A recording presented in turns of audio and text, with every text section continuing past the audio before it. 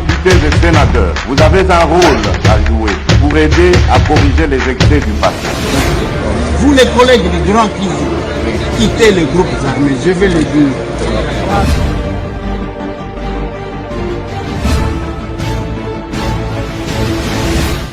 Allez, bienvenue mesdames et messieurs. Bonjour, bonsoir. Eko dépendre Nangonga.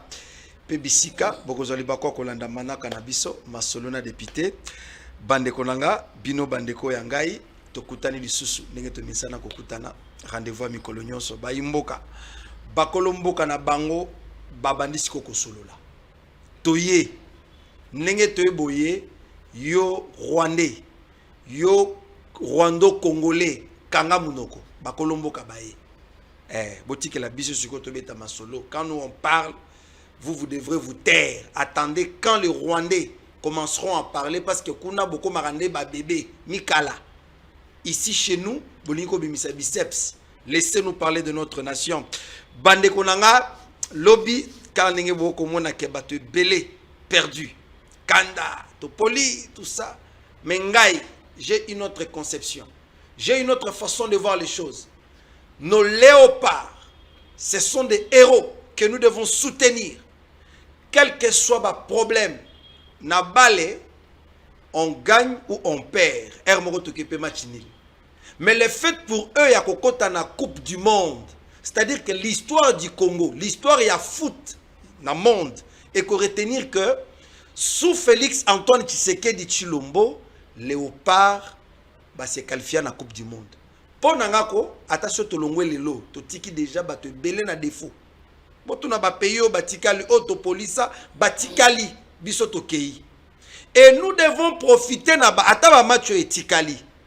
Montrons au monde entier que la République est sous menace du Rwanda. C'est ce qu'il faut faire. Ça tire à balles réelles. Ça tire à balles réelles. Nakati ya nyon sacré. Bawele li nini. Ya solo to ya lokuta. Masolona député bandeko nanga. Nini eko lekana entre l'union sacrée na Monseigneur to Monsieur Mouteba. Monsieur Oyo. Comment on est Oyo. Abbé Choli. Ouais. Qu'est-ce qui se passe entre Bango? Ba déclaration à moi mingi bande konanga la situation de Minembwe jusque là et ko déranger moi mingi parce que bande kona bazo se retrouver dans difficulté.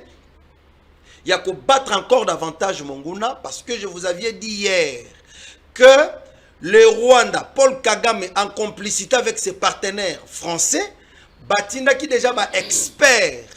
Souci na bango il faut Minembwe ezonga ba récupérer Minembwe parce que il y a les gens qui profitent quelque chose dedans.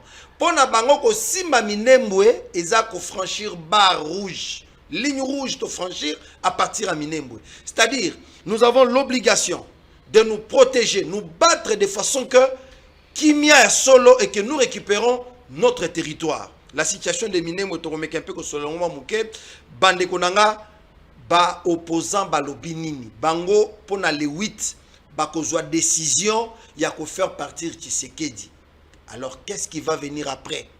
Toko solo lango bande konanga situation de Olingankoy lelo il fallait ki azonga pour que aeba sort naye toko zongela ngona ba édition oikoya. Mais je voulais commencer cette émission mesdames et messieurs en vous demandant une seule chose. Soki to lingi mboka netio ya biso to perdre nini? Toko perdre nini? Congolais au Télém, on dit pendant cette période. Oyo, les ennemis veulent à tout prix la tête de notre président. Ils ne veulent pas qu'on progresse. Mais au pesa mato inayo, na bato ba ko betolo lisolo que non, au moni maman Judith Souminwa, ako kende na Brazzaville te, pona ko bina na Sassou. Et soit bino en quoi? Parce que les gens en parlent. Le pays est en guerre, mais le pays est en guerre. Faden House, bazo tongate.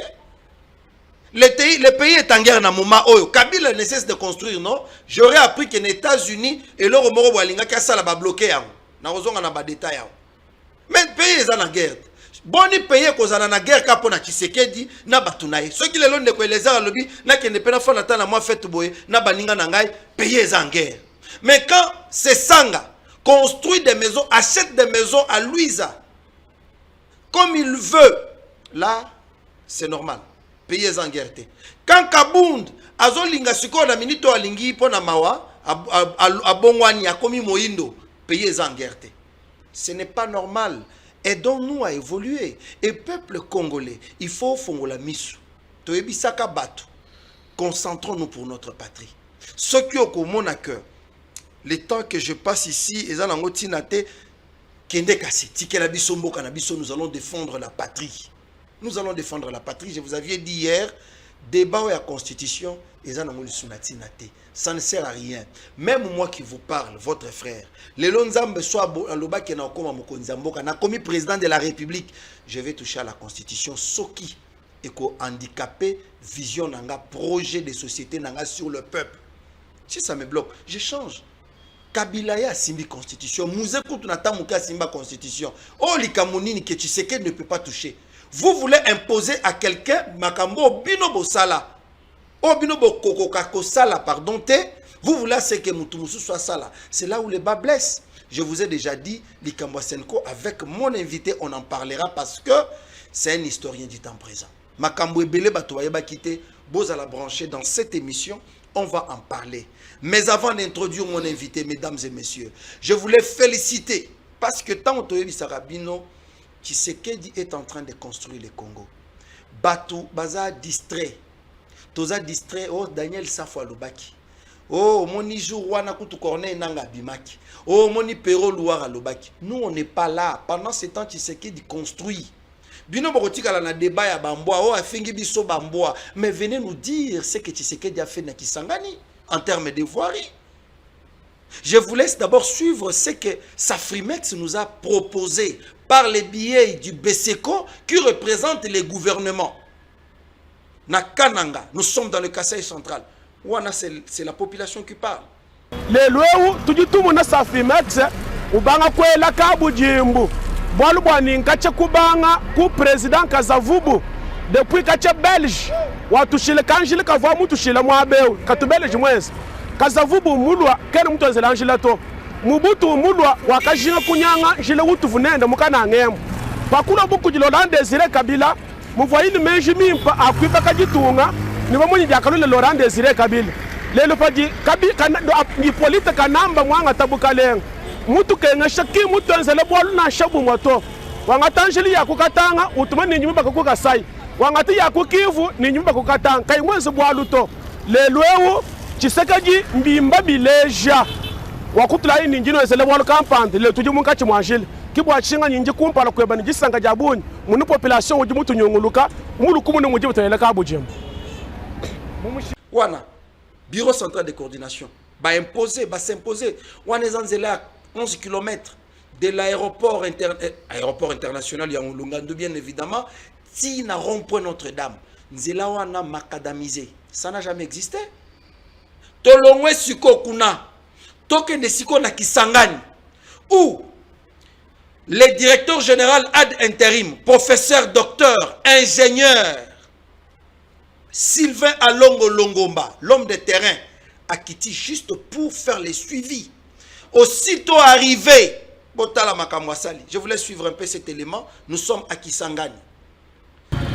À Kisangani, le chef-lieu de la province de la Chopo, l'attente des populations en matière d'infrastructure est immense. C'est ici que le nouveau directeur général ad intérim du BCECO, le bureau central de coordination, a choisi d'effectuer son premier déplacement officiel. 100 jours après sa prise de fonction, le prof docteur ingénieur Sylvain Alongo Longomba pose les jalons d'une nouvelle méthode managériale, une approche des proximités dictée par la feuille de route du ministre des Finances Doudou Fwamba pour concrétiser sur le terrain la vision sociale du président Félix Antoine Tshisekedi. Il y a beaucoup de projets gouvernementaux qui sont exécutés à Kisangani.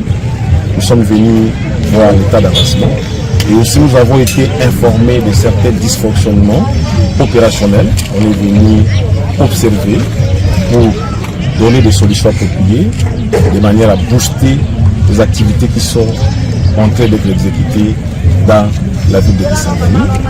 Durant 4 jours, le chef de l'agence gouvernementale a déroulé un agenda complet, touchant directement le quotidien des Boyomais. Sur le front des transports, face à un sol particulièrement instable, il choisit la durabilité en imposant des chaussées rigides en béton pour certains axes. Actuellement, plus de 73 km de voiries sont en cours de réhabilitation dans la ville, ainsi que plus de 3000 lampadaires pour l'éclairage public par des entreprises contractuelles. Mais le développement pour le BCECO est global. Pour briser les déficits énergétiques, l'institution annonce l'installation imminente d'une centrale thermique de 10 MW. Côté social, le prof Dr ingénieur Sylvain Longolongomba s'est rendu dans la commune de Kabondo, initiant la réhabilitation attendue du foyer sanitaire local. Enfin, un signal fort a été envoyé à la jeunesse scientifique. Le laboratoire de biologie médicale de l'université de Kisangani sera entièrement équipé et mis en service dans les prochains jours après des années de paralysie. Pour cet éminent scientifique et technocrate, chaque projet doit se traduire par des actes rapides. 48 heures seulement après son inspection de l'avenue Kraspele, les engins routiers ont commencé à couler le bitume sous les yeux des habitants. Merci na chef de l'État. Nous sommes na misala na Tiopo, ndenge zo salema. Musepeli makasi a continuer na tokotia pe pour tozana simanaï. En termes de résultats global après 100 jours, le BCECO se montre plus organisé, plus transparent, davantage tourné vers la performance et engagé dans une transformation profonde de sa gouvernance et de ses méthodes de travail. Reste à maintenir ces caps pour transformer durablement le visage de la RDC. C'est ici où ba vrai Congolais ba roki ko tutana. Te bo sali bien te. Population baolia bien te. Qu'est-ce que nous on fait? Mais makambo ko intéressé ba tipwana eza libumu. Pouvoir. Je ne comprends pas.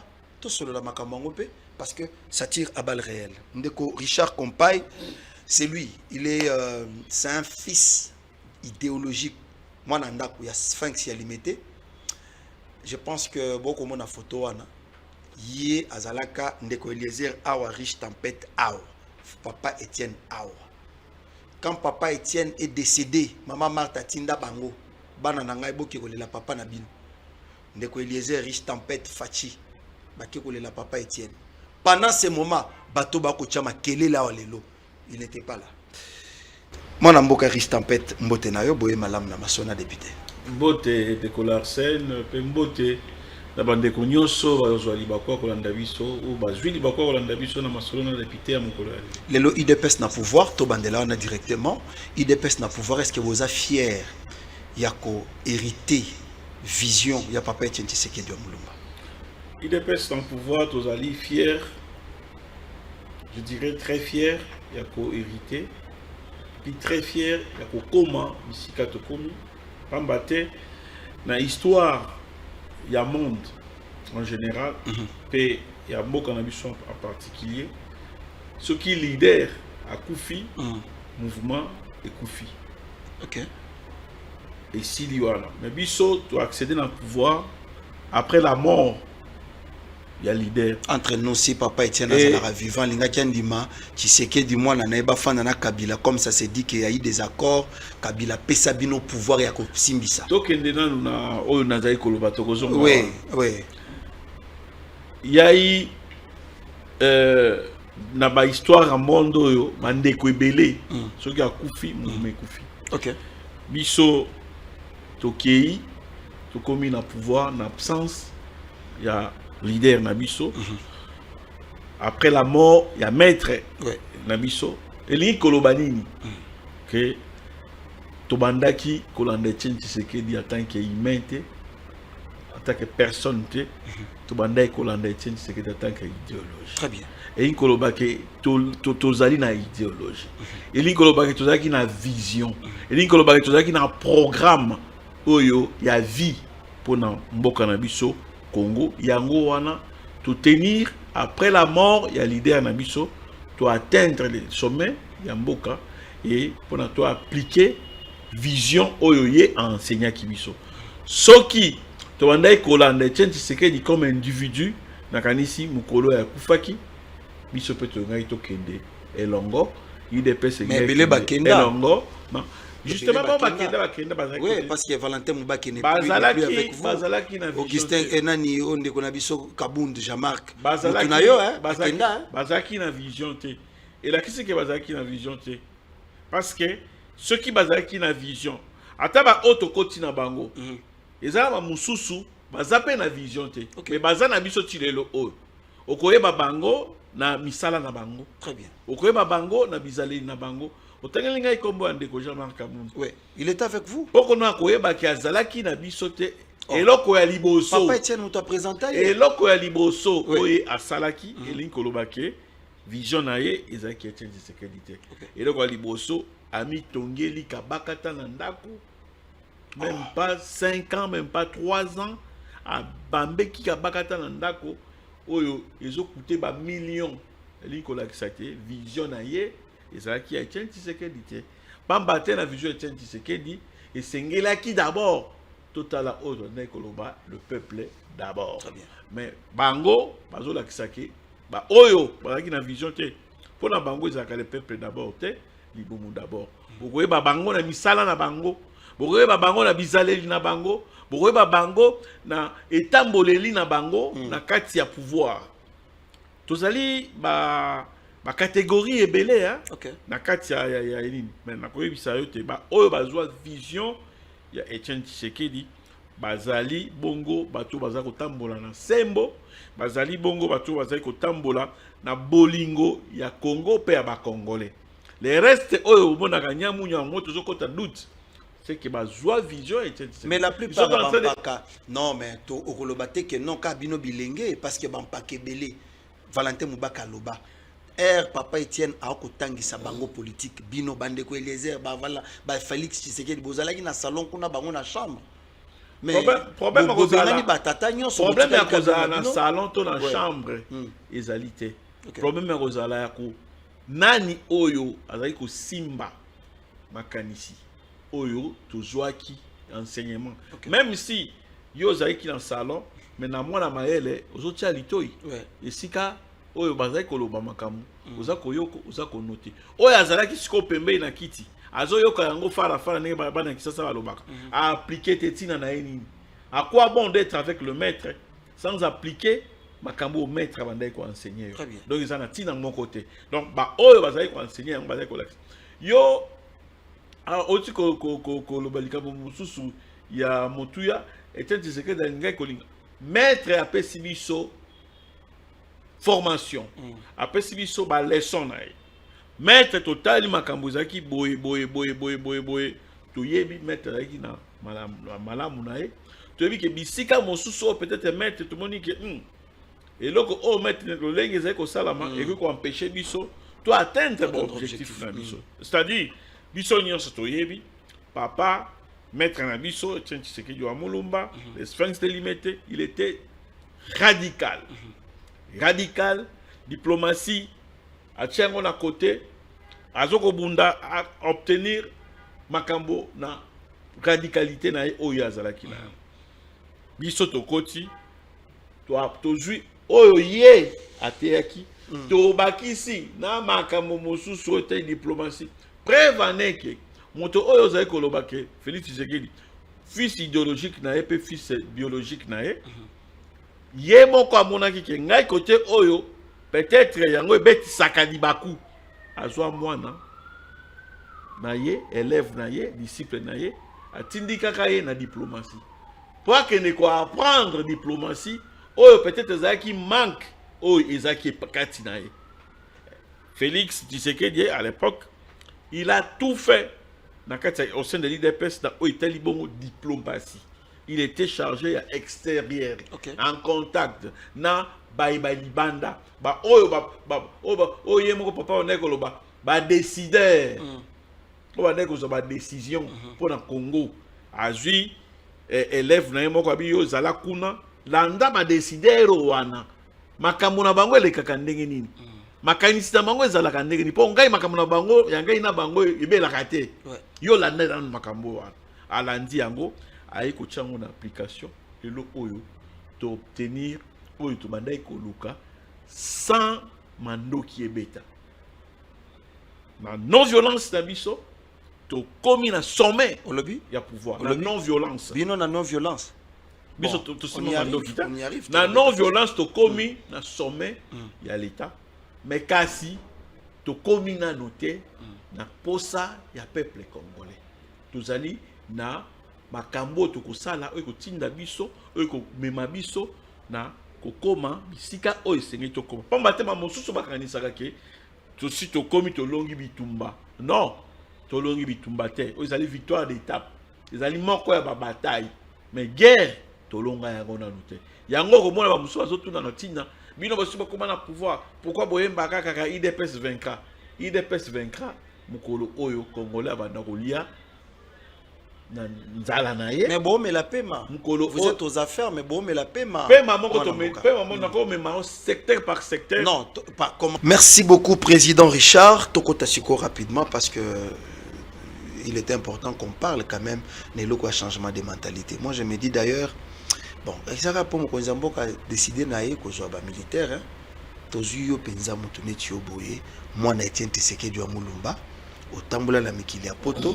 Ba pesio structure wana il y a changement de mentalité to vivant on na bapano hein mais en réalité boyembo weekenda et bon je ne sais pas lelo IDPS na pouvoir c'est comme si bilan na bino et lobata mwana mboka l'honorable Aselo alobi eza maloba papa Etienne Atika mokolo bokozwa pouvoir bokosimba constitution mais c'est comme si boke na à l'encontre de la volonté à peuple selon Bakabund, les 64, les Kabyles, ainsi de suite, eux pensent que Bangonde Baza Mopanzi à peuple. Bino pe olobi, bon Mopanzi à peuple. Il y a Bino Rosa Mopanzi à peuple, bossi ma constitution, pour Tshisekedi a oumé la pouvoir, selon ce qu'on vous accuse. C'est quoi votre analyse à propos? Olimbisi, Ndeko Larsen, ce qu'on a dit, tourner Nangai Naouti dans les Kouilou, bandaki na Bandundu-ville na koti na moi ba pembe la soza ba frappe kuna ba voter au gouverneur te hein to rappelle wana to kota yango na sima te to lo ba vérité OK campagne on a la salle de changement de constitution moi je suis de ceux qui pensent que nous devons changer des républiques changer des républiques to longa na comment ça république to kota na 4e république OK c'est-à-dire to changer constitution. Mais pour Nanini, c'est quoi la motivation? Oui. Constitution, ezali otobeng na linga mobeko likonzi. Très bien. Et sengeli ekokana na bizaleli na biso. Et sengeli ezala adapté na ba réalité na biso. Kasi constitution o ya 3e république. D'abord, il y a Liboso et Salama et pas Inabisote. Jean-Pierre Bembazalaï na 4. Et Salama et pas Inabisote. Et Salama na Liège. OK. Na Belgique. Là, il y a noir. Constitution des alliés copier-coller. Bibamba. Or, constitution, ils ont un tout. Enchaînement des idées. Article langwa Liboso, ti Yasuka, ils ont collandé. Ils ont complété. OK. Mais la constitution oyo et c'est contre l'Isaac. Oyo bisoto. Oyo ya 3e république. Et ali na problème au style. La constitution mongo comme ça biso bato ya lokuta. OK. Les la constitution mongo ils ont fini ça biso. Tantôt nous ferons, tantôt oui. Nous ne pouvons pas. Voilà. Les autres biso bato ya lokuta. Na kopé ça on dakisa. Il y a article kaka moko na nous disent. Parce que bimsara biso bato ya lokuta, surtout que tous en actualité yango. Article 10 des articles ça qu'on définit nani ali congolais nani ali congolais té. Très bien. Na article 10 wana balobi na biso été soit aux ali congolais soit aux ali na yo congolais té. Article 10 wana exclut plus de 15 millions de congolais et botoli bango qui congolité na bango. Comment ça, papa? C'est là dans article 10, chapitre 2 de la nationalité, article 10. La nationalité congolaise est une et exclusive. Elle ne peut pas être détenue concurremment avec aucune autre. La nationalité congolaise est soit d'origine, soit d'acquisition individuelle. et congolais d'origine, toute personne appartenant aux groupes ethniques dont les personnes et les territoires constituent ce qui est devenu le Congo. Présentement, la République démocratique du Congo à l'indépendance. Une loi organique détermine les conditions. Voilà. Et Congolais d'origine, Oyo ça veut appartenir à un groupe ethnique. Moko Namboka na biso. Tolani malamu, très bien. Voilà. Ngai dans un Congolais, n'a pas de problème. Na kei poto. Na boti bana na ngai. Na ngai na mama na bango, toza ba Congolais. Oui. Nga nazali ekolo songolo. Bana na ngai, ba komi ekolo na ngai te. Oui. Parce que tu as libre patriarcat. Soit ba matriarcat, voilà. Soit patriarcat. Oui. To komi wana, bana wana. Lo mabele ba botami epesi bango pe ningisa. Ya lokolo botami wana ko kozwa citoyenneté ya mboko yo botami. Nationalité té. Nationalité bazoka ba changer nationalité té. Impossible nationalité nango. Nationalité ko changer nationalité ndenge nini. Oko changer nationalité nango ndenge nini. Mbiso e botami na océan, na mbiso e botami na fleuve, na botami na. Ba yo to baka ba mbisi. Baka ba mbisi mais ba ko vivre côté au côté. Zolanda. Très bien. Tango yo jusqu'au bazui citoyenneté wana. Article 10 et na bango baza sous ba congolais té. OK. Même article 10 le baké et congolais d'origine ou aza netni wana. Yebisa ngai. Même article les autres se contredit. Et une chose sont contre. Yebisa ngai. Na France, eza na mboka ya bayanzi. Non. Mboka bayanzi za wapi? Na Congo. Alors muyanzi oyo azwa citoyenneté ya France. Bolobi aza sous congolais té. A engagé République démocratique du Congo. Sikoyo mboka na ye na France bopesi kombo na yango nini? Bayanzi ya France bazala wapi? Bazala te. Wana muyanzi wana ye abinga ngina koma candidat député. Bobi c'était yoza congolais té. O koma candidat député té. Oza candidat député té ko postuler té parce que oza congolais té mais aza muyanzi, aza mongo, aza mumbala, aza musonge, aza muluba, aza mupende ainsi de suite. Mais mboka ba pende za kaka a. Tobima bato ya lokuta. Toza na mondial non? Coupe du monde non? Ouais. Tolobi tozo ke nozo ba binationaux, ni moment où constitué boy ba binationaux. Vraiment. Mais tozo bet sabala na biso bali. Bazo mouiller maillot. Bazo mouiller maillot. Bazo présenter maillot na ye à travers le monde mais tout en étant beaucoup. Mukola roya wa lobi za la candidat député Boroboya. Bobi yote, yoza congolais te. Mais lobi so to na sengo ya mbuku. Quelle malhonnêteté intellectuelle. Wow. Quelle malhonnêteté. C'est Dik Bakam a Koki Kozala, candidat à Wate. Or, on a parlé a servi Congo. Étant ambassadeur ya Congo, dans le domaine ya sport, Vina e Mobimba. Yo ebisiye ke, lokola yo, aux organes nationalité ya France. Yo pona yo fanda kuna na bale na bouele bino ballon na ya boena sala pe vie politique dans ngai na Congo boboeli ngai au bon essaie toujours bima bato ya lokuta. Très bien. Ce qui le onde tozai ko kende boye to beti ndembo papa to zupe nzanza yango obi ke adversaire pa ko balukela biso. Ouais. Abi o ezui coupe eza ba Congolais selon constitution la bango. Baza ba congolais te. Mais makambo il faut fayulu yo kango. Baza ba congolais te bakozwa coupo da komba Congo te. Parce que tal article 10 na bango le bibo. Ndeko na ngai to komema mboka yango bongo ti wapi dans le Kuta. Pourquoi tu comme autoriser le Kuta? Ezwa isika. Ezwa ebonga. Fayulu bana na yeba ba américain. Olobi Bana Fayulu bazaba américain. Bana Martin Fayulu. Bazaba américain. Bana Martin Fayulu so baye awa. Ba kopekisa bango bazaba candidat député nationalité. Est-ce que Zali Malam? Papa na bango sali politique awa. Bana ya Félix Tshisekedi. Misusu bazaba belge. Donc malgré tout ce que leur père a au sala awa. Bango ba koza ba candidat awa te. Est-ce que c'est normal? Pourquoi cette hypocrisie? Pourquoi cette hypocrisie? Fayulu alobaki bana na etang baroya donc bana Fayulu bazana droit il y a comment va député dans Congo. Pourquoi? Pour nani cette hypocrisie. Le kuta pour na mututé la zone à ligne ko changer de bon mabe. Du moment où constitution on est un problème. Pour na ka article moko.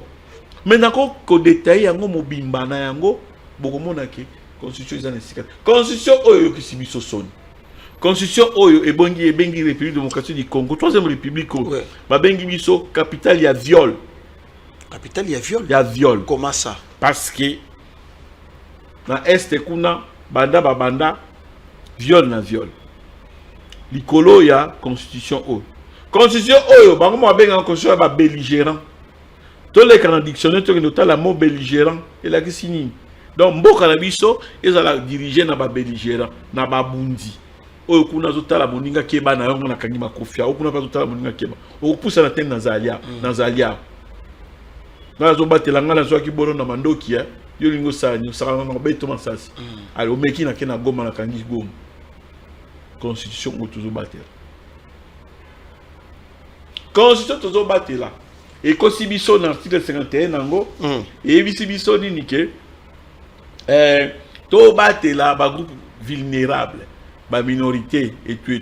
Groupe vulnérable en soko tali en réalité. Les alaka banyamulenge. Mais ça kaka on le biche article 51.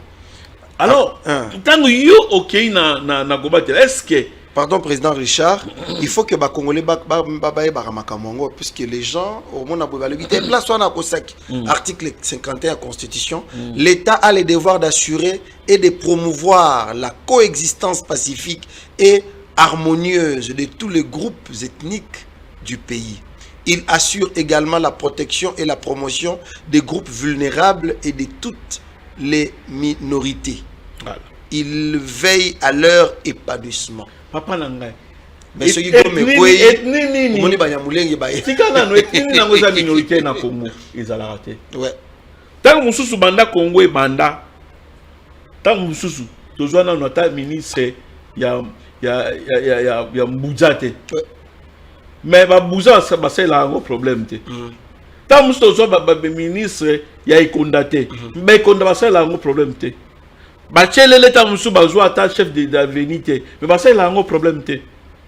Mais ça un groupe moko ceux qui bazan to former gouvernement, bazate des problèmes. C'est pas possible. Oh article ndenge nini ozo protéger. Oh biso banyam soki banyamurenge. Soki bango bazate. Donc na logique oyo elingi koloba ke to banda ko toza na gouvernement ya 450 ethnies, on nous 450 ethnies. Toza na au moins 450 ministres. Gouvernement lo lenge nini. C'est pas possible. Soki to lobi que chaque ethnie il faut bazalana parce que na Congo ethnie minorité ezate majorité ezate biso tout ça congolais. Donc dans tout ça si on comprend ce n'est pas question article 217 si je ne m'abuse pas. Non. Et ça problème il y a article d'abord soulever les balais très dangereux on a biso yango wana article 9 il y a constitution.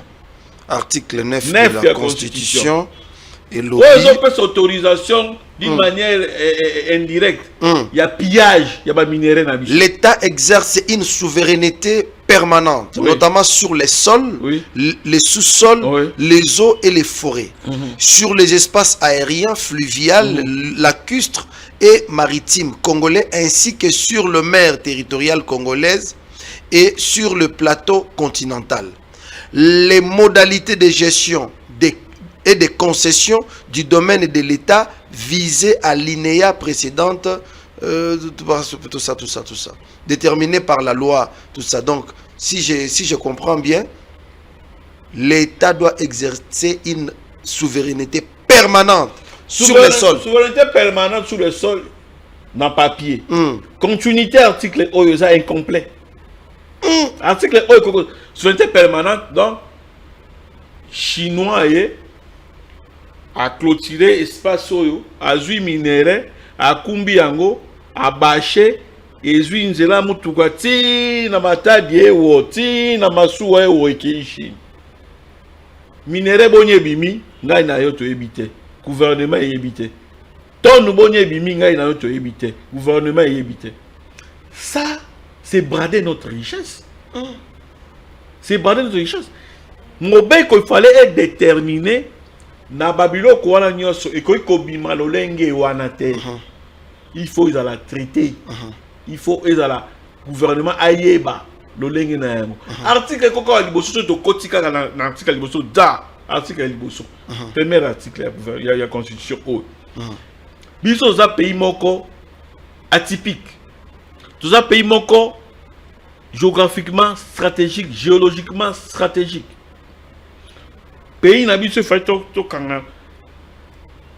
Ba lobby awa mais n'a pas sa mesure ya mboka na biso te na article o na article liboso. Ba délimitant mboka na biso te na constitution o. Ba bisa biso ke biso na Congo Brazzaville tozo kabolo tant de kilomètres. Biso na Ouganda to kabolo tant de kilomètres. Biso na bato kabolo tant de kilomètres. Et bon? Mité. Donc ba neuf voisins on a balobara juste pour parler mais en réalité alors oyo ils ont déjà miroir. Il y a pays où ils ont stratégie à mener le lingue wana, il fallait les déterminer. Les là Rwanda comme le bagema sisi ils ont bango. Constitution sont déterminée bisoté awa. Et là on est to bundanango poto bakeza bisoté. Ils ont biso. Ndeko constitution oyo place dango. Il y a des républiques où il continue ce mixage, brassage. Si na tête en boka va soupçonner que mon conjoint a déjà qui pendant 18 ans à Congolais. Vraiment. Quand on a république alors pour to kata makam to longwana république aussi biso soni to zwango to bomba yango na tiroir ya histoire. Comme ça ba congolais bazwa ba responsabilité na ba responsabilité na biso.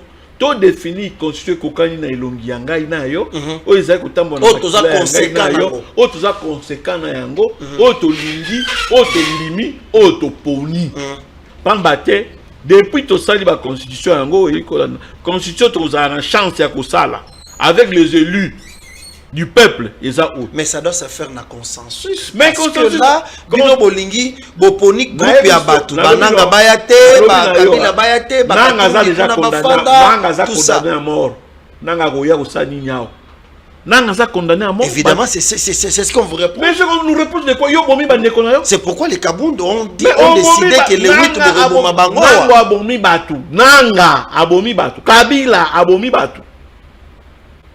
Papa, il y a une constitution à Sika.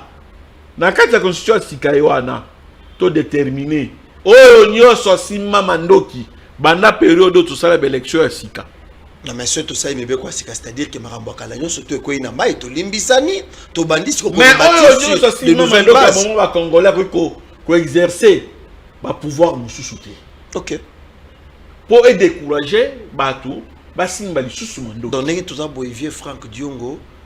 Atikali côté azali aye ceux qui a fonctionné dans l'état n'a pas limite mususu azali na ceux qui ont ça na régie des eaux azali na régie des eaux donc à cause à la candidate à cause à la ministre aussi mandoki bobo mon congolais papa n'a tous la conséquence qu'en est-il batanga Jean-Pierre Bemba na kati na lobby hein pour essayer pouvoir Jean-Pierre Bemba yango nazo surtout déterminer période oui Jean-Pierre Bemba Lambert Mende Bangwana Basinda qui na période oyo ezalaki dictature.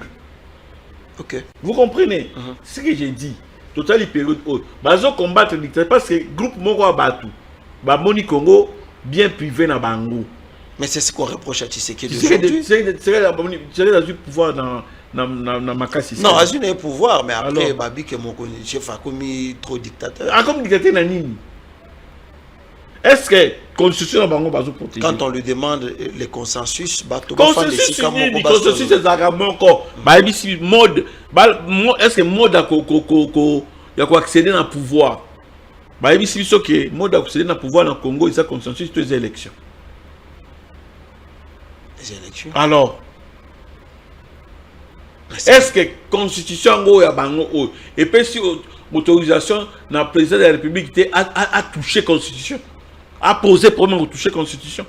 Non, il peut réviser mais pas changer. Papa Nangai. Vous venez avec votre radicalisme ou vous allez n'envoyer papa. Owana ezali ba pekisi ba politique. Hein? ba politique ba pekisi bango bo changer te bo réviser mais peuple souverain l'article 5 la constitution et le bi nyonso eza ya peuple si le peuple a lobby constitution oyo qui est soni alinyango soute yo ndani wa peuple azaka obo lobela mais peuple ngo e bongo oyo abimaki oyo ayokaka oyo abimaka na ba Jean-Marc Kabila ba bengi bango le 8 awa boroboma bango ba lobby ba olongolisa bino na pouvoir Tshisekedi doit démissionner oui biso tozaki na opposition les réseaux sociaux ils ala quitter télévision nationale tous les kakaté. Très bien. Télévision privée tous les kakaté. Hein? Tu peux s'y d'ordre une seule fois. Ici, sans intimidation, peuple azaki nabiso ayuki. Mais oyo comme il est lo oyo. Oyo comme il est lo oyo. Omo ça na TikTok. Batela mutuka na yo hein. Batela mutuka na yo hein. Yo comme TikTok ba direct TikTok batela mutuka na yo. Oya ko bi metalier hein. Donc vous faites peur au peuple. Bon, mais là c'est peuple. Menace au Wana. Biso dans l'opposition, on est dans le pouvoir. Pouvoir, biso avant on bata la photo. La photo, on a l'opposition, on te comme comme ça la menace voilà. On peut la tête que ma changer oui. Hein? Biso pouvoir biso bat avant obima tala papa tala photo à moi na tala photo à moi sina. Les l'opposition comme intimider peuple n'est kanyama wanda ko intimider biso l'opposition. Si l'opposition comme intimider peuple, battre la moto kana papa. Est-ce qu'on est opposition? Mais malgré ça, bon, ça la juge est parti parce que là on cite la force du progrès, branche Oyabino, au bas qu'on s'aimait terreur pendant cette période. Personne et alors personne aujourd'hui ne peut prouver que force du progrès Baza Roussala désordre. Oui, oui, la plainte a été déposée. C'est justement, Augustin Kabouya a déposé plainte dans Mdenga Malabou, bravo, pour nous que Bazoko c'est là. Force du progrès établie. Dans ce force du progrès officiel, Makambo. Obi que force du progrès, on a le lot dans le bayango sans me gêner. Et comment il infiltré? Ah bon? Nous savons. Tout le monde gêne à Bango. Tu imagines avant toyebani bilongi toyebani bizaleli toyebani baje na système de jeu donc Petio Kabila ba machetu wana pa bakota pe na progrès baye na foot progrès tout naï cellule na ngoni président cellule na commune na nani azai président ya ligue des jeunes na netel awe baté awe baté continue na loenge a continuité batindi est infiltré na machette. De l'eau, Augustin Kabouya, honorable Augustin CG, a déposé plainte de notre Gouyeba. Liste, il y a force du progrès. Na bao ba cause ça désordre. Tout à ce bazar se retrouver dans Siko awa ba de quoi c'est 64. Bango ba lobby le 8, ba mobiliser déjà peuple le 8 ba rokuta na balabala. Bakochité na palais de la nation pour demander à Tshisekedi de démissionner. Y aura-t-il des conséquences à propos de intimider Bangoura ne bomisana pour beta masasi pour panza batu biso to intimider mutute bango moko baibelo ko balimité biso balabala yebi bisoti article 64 na bangwana est-ce que batangi yango malamu bakende ba ki osingete na bango na biso vraiment banani baza na mbeba bakende ko senga pouvoir établi à démissionner pouvoir donné par le peuple est-ce que mutu na bango ezo ça c'est pas article 64 ezo téléme la pouvoir oyo groupe ya ba individu article 64 alinéa 2 ko kwela bango bango de bazuka ko déstabiliser pouvoir établi démocratiquement. C'est que d'accord pouvoir na mandoki. C'est que d'abengana na pouvoir. Asa na un coup d'état. Après si nanya a exercer pouvoir na. Après si bango babima ba sala makele ba sala. Mosana ba ko finga na ba télévision. Mosana ba ko boma ko panza ba congolais. Biso sala ko position ko biso ska to finga bangala po bazaki na pouvoir. to sala opposition ko biso to finga ba Swahili po bazaki na pouvoir. Oya bango opposition ko finga ba luba parce que muluba mutaza na pouvoir. Est-ce que wana opposition? Ngane zali opposition? Mais to bunda ina Mobutu 32 ans. Nulle part oyoka ba ba finga bangala bangwandi parce que mais bino abo bunda bozo potana bino na bino basango ba epo ba kimia basengi bino consensus nini oyo basango consensus bakosenga consensus mukolo kaka Tshisekedi azui a gagné l'élection babandi osenga consensus c'est une élection, c'est le peuple qui a départagé. Quand ce pouvoir est reconnu, ce pouvoir est illégitime, ce pouvoir est illégal. Pouvoir est légal et est légitime. Yozo sengelango consensus na nini? Na minute oyo malamu akosala ezali kosenga bato batelemela Rwandais oyo azali kotia désordre na mboka na biso. Parce que là voilà. Parce que mboka oyo ezaki malade. Biso nyonso Congo est malade, Congo est obèle. Mais moto moko ayebaki kombo maladité, ayebaki malade yango te. Tshisekedi a démontré biso asali diagnostic abitala Congo est obèle la maladie boyeboy. Ta kombo malade yango yango. Siko nazo prescrit kisi ordonnance pour Congo et banda komela kisi wana ebika. Entre autres parmi ba kisi changement de constitution za ina kati. Za moko ba médicament auto sengi na Congo emela pour ebika na malade wa to pesi yango kombo. Monde entier yebi le loko qui est Kagame. Monde entier yebi le lo banani o bazé ba suppositoire Kagame. Monde entier yebi le lo banani o bazé bana bitinda ya Kagame. Le yebani le lo kala nanya banai ko yeba yango. Nanya banai ko telemela Kagame na kati ya mboka c'était le sujet qui fâchait. Alors, le lo mutu balongola na chaîne ya télévision nationale. Un directeur juste que parce que atangi kombo kaka ya Rwanda ya Kagame na chaîne de télévision comme agresseur balongola na musala. Aujourd'hui, vous voulez venir nous donner des leçons. D'ailleurs, Église catholique qui s'occupe de l'évangile. Les âmes sont perdues de partout. Pape François a autorisé qu'il y a mariage, il y a homosexuel. Na kati ya Église catholique. Pape Léon Aye amoni yango za malamu te alongoli yango. Ba peki si était alongoli yango pour l'année. Wa les mibeko ya église. Bon o ya l'état, bino bokota makambo ya l'état, bokota na makambo ya église. Bakota makambo ya église ya. Léon lelo alongoli amoni yango ezaki non sens. To longola yango comment mibali ba balana, ba serba bana. Makambo soki bino politique bo sala yango etali biso wa to église. Mais bango bali kokota politique. Bango bazali pays mobimba catholique. C'est ça mboka. Bazana mboka na bango komo na yango Vatican. Ba gérer makambo mboka na bango Vatican. Batika makambo na biso ya Congo. Merci. Bazana ba passeport. Il y a état na bango il y a 1 km. Donc bati point. Non, qu'ils arrêtent un peu de déranger les paisibles citoyens congolais. À chaque fois, s'il fait se mêler de la politique, bah c'est la partie politique.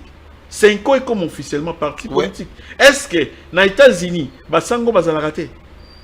Non, mais ok, Moussika, na Rwanda, le pays qui nous agresse, il y a des. En France, il n'y a pas de prêtres catholiques. En Belgique, il n'y en a pas.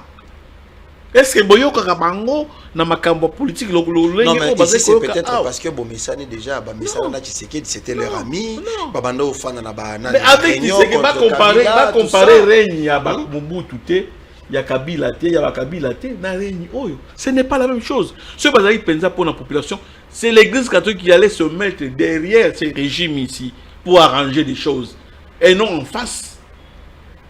Papa, derrière ce régime, parce que combat, voilà combat na bango. Aussi ici bango ngala, combat na bango yango wana. On les a promis peut-être des minéraux, des pourcentages na bango. Combat na bango yango wana, le lo oyo ba espace, tout le monde a sur espace catholique, tu vas comme ko teka ba école catholique a libanda na ngba teka masanga. Voilà. École catholique a libanda na komi boutique. École catholique a libanda na ngo komi nganda.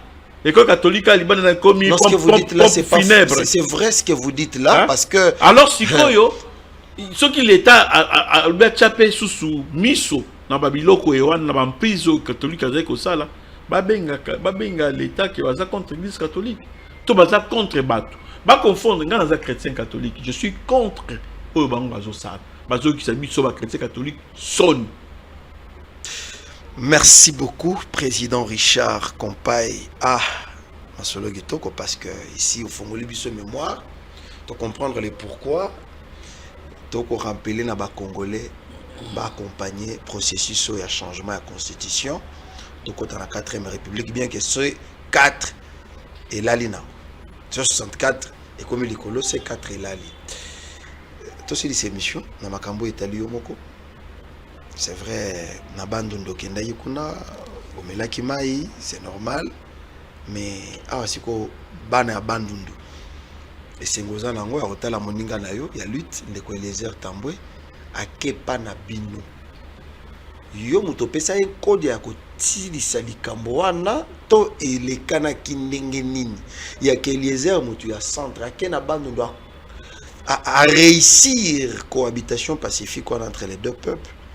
Mindu kesili na liloba ya pamba sans que obakanga oyo baboma oyo mais liloba ya pamba bo sala ki majinini na moninga na yo ndeko nanga na édition awa ba o bazwa formation et pas ya Etienne Tshisekedi wa Mulumba ba yebaka bango na misala na bango omoni moko ya ba disciple ya Etienne Tshisekedi Eliezer Charmant Tambwe Mposhi à la Kisikaza vrai disciple de Etienne Tshisekedi. Vous allez battre la lutte non violente à la Kisiabo. Assis ici, Bitumba, la non violence. Menu, Bazong Seli et Mandoki. Bitumba Etienne Tshisekedi. Le plus grand. Bon négocier qui Mbongo et Tamboli. Mbongo Moko. Yango tozotuno parce que yo muto kuna. Mbongo Moko ikotambola ikotawapi. Mbongo yobanda ikotambola avant. OK. Pour bazo instrumentaliser bateau pour. Mais awa. Excellence Eliezer Tambwe azui. Mbongo ezalité. Ya l'idéologie. Amour ya Congo na ya ba Congolais. Ne sali. Biso na idéologie na biso. Tuzali ni Mungala, ni Mukongo, ni Muluba, ni Muswaï. Nous sommes des Congolais. Nous sommes des Congolais. Nous sommes des Congolais. Eliezer Tambwe, lelo oyo. Kalamingite, asobanda otonganda kunae na ville ya Bandundu. Ah bon? Ah, c'est un Congolais. Na Mbujimai à Kotonga. Pas c'est un Congolais. Tant akendaka na Goma kuna kusunga bandeko na Goma. Akendaka kuna titi nini. C'est un Congolais. Il démontre que makambo nyonyo sobuzo lobawa ngana zwa formation à solo et pas Sphinx délimité. Et il applique ça. Ba résultat ils ont monana. Ba Eliezer Tambwe baza ebele. Oba kusunga régime na biso oyo ekende liboso. Wana bamoni isakaka échantillon Bazali. Parlant de Bandundu, moi parenthèse, dans ma cambo batoazo lobalo belé. Tout ça là 32 ans na Mobutu. C'est ce que monde wazabanga. Ville ya Bandundu. Ils ont 6 km ya balabala goudronné.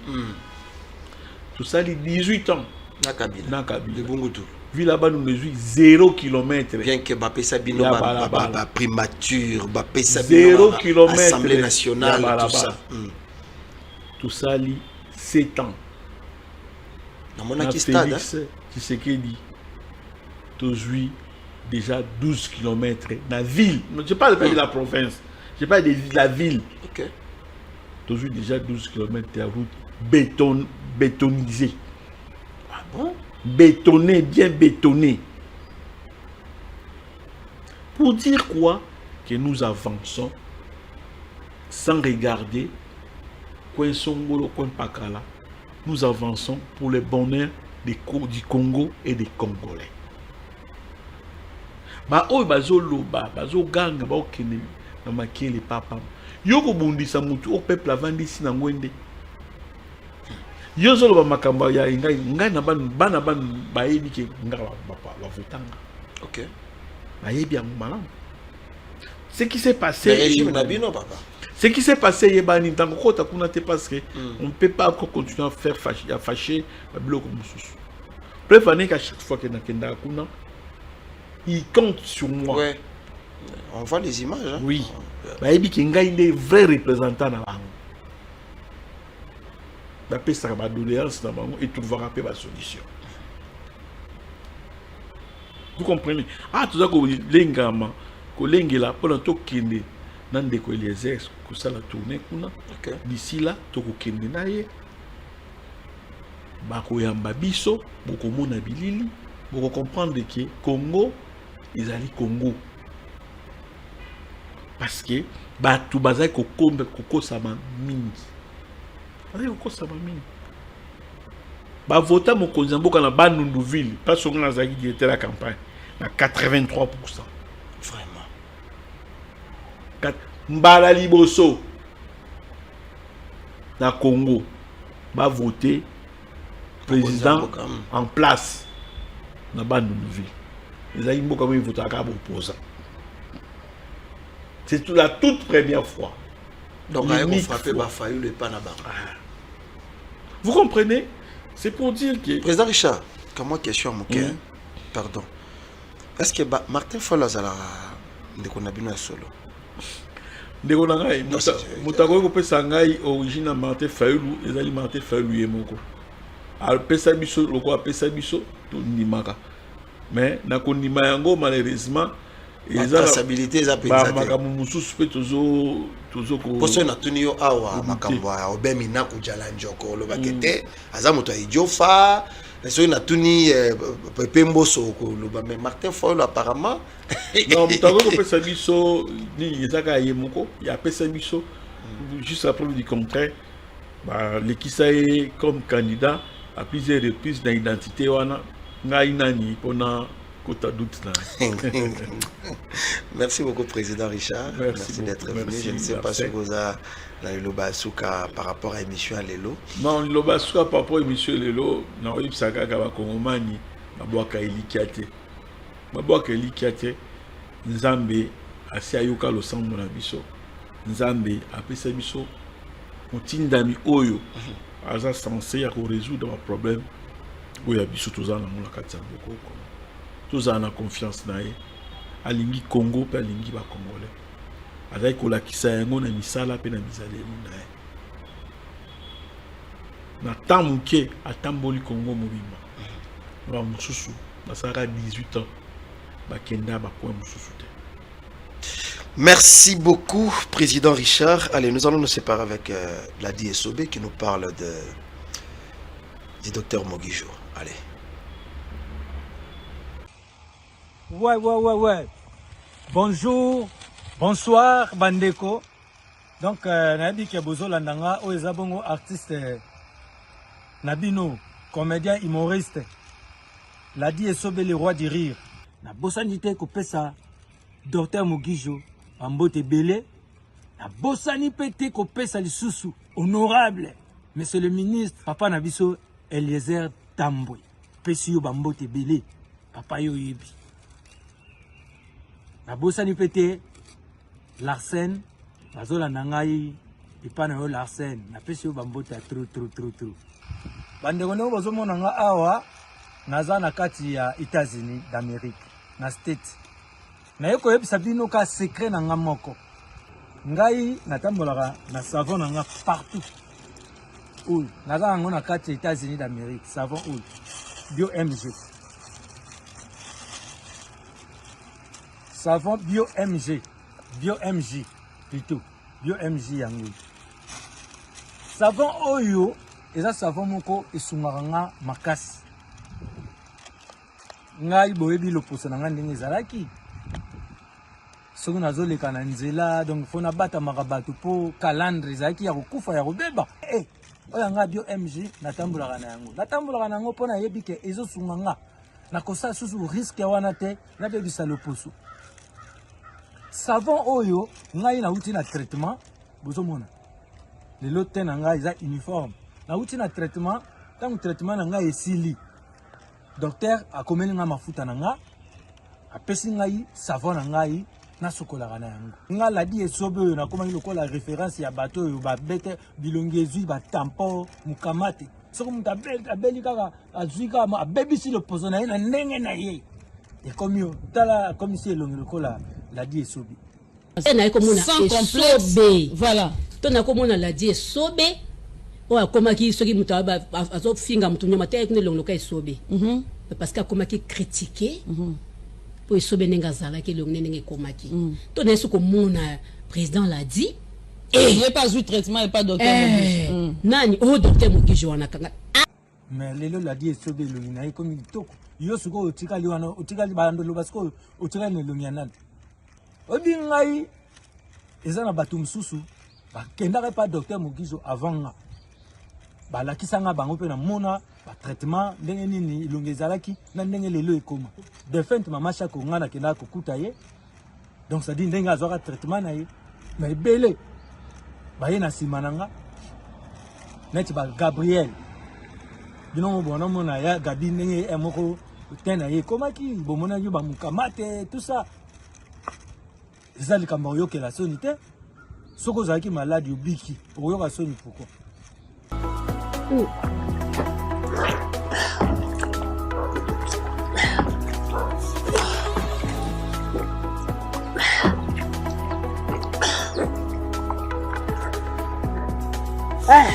tosali ndeni omoni face sans filtre donc bazozwanga na caméra nasali elubu na caméra bazozwanga na caméra sans filtre tobi ndeni nana kusha poudre te nape na ride te ride peza te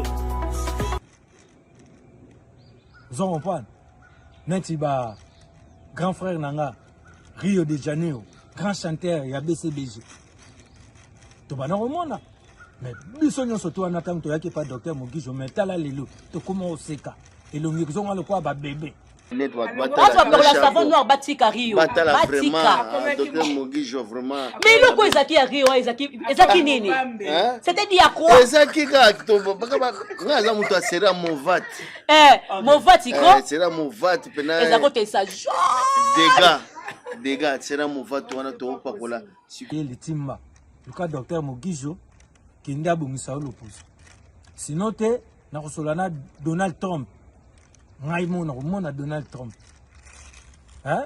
nakoyebisa ye ke ndeko tosala ndeni partout tokomona moto aza na mokamate bakangi ye tomemi ye te pa docteur Mogijo lelo yo bakobongisa loposo wana parce que volonté yo moko oza nango te pourquoi ozomikangela elongi no nde yo kokangela elongi na yo mutema eza lokola neti owa mutema mabe na yo moko.